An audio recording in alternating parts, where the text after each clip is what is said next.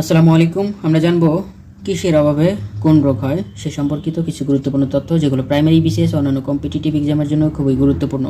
চ্যানেলটি সাবস্ক্রাইব করে সাথে থাকুন। কিসের অভাবে মানুষের কোয়ার শিকড় রোগ হয়? আমিষের অভাবে। কোন ভিটামিনের অভাবে স্কার্বি রোগ হয়? ভিটামিন সি এর অভাবে স্কার্বি রোগ হয়। কোন ভিটামিনের অভাবে রাতকানা রোগ হয়? ভিটামিন এ এর অভাবে রাতকানা রোগ হয়। মনে রাখুন, এভাবে রাতে না দেখে এ করে। কোন ভিটামিনের অভাবে বেরি রোগ হয়? ভিটামিন বি এর অভাবে বেরি রোগ হয়।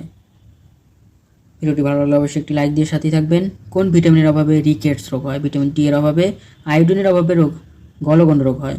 কোনটির অভাবে রক্ত শূন্যতা দেখা দেয়? হিমোগ্লোবিনের অভাবে।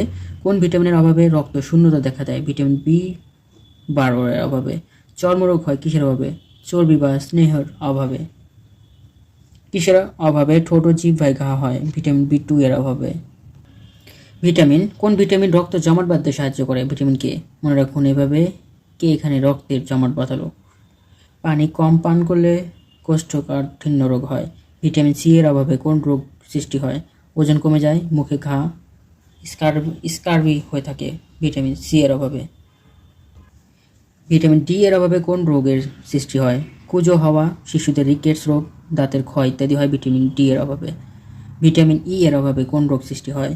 গর্ভস্থ সন্তানের মৃত্যু হয়, অসময়ে গর্ভপাত, গর্ভস্রাব, হৃৎপিণ্ড ও ধমনীর কর্মক্ষমতা হ্রাস পাওয়া ইত্যাদি হয়ে থাকে ভিটামিন ই এর অভাবে।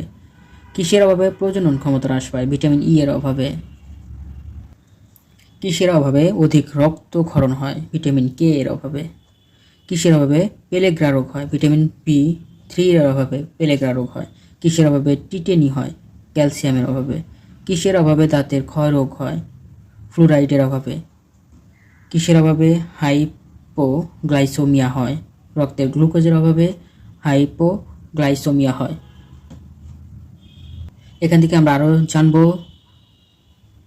কোন রোগ কিসের মাধ্যমে ছড়ায়। ব্যাকটেরিয়া দ্বারা সৃষ্ট বিভিন্ন প্রকার রোগ, ভাইরাস দ্বারা সৃষ্ট রোগ, ভাইরাস এবং ব্যাকটেরিয়া সম্পর্কিত কিছু গুরুত্বপূর্ণ তথ্য। চ্যানেলটি সাবস্ক্রাইব করে সাথে থাকবেন এবং সম্পূর্ণ ভিডিওটি বারবার দেখতে থাকুন, ইনশাআল্লাহ কাজে দিবে।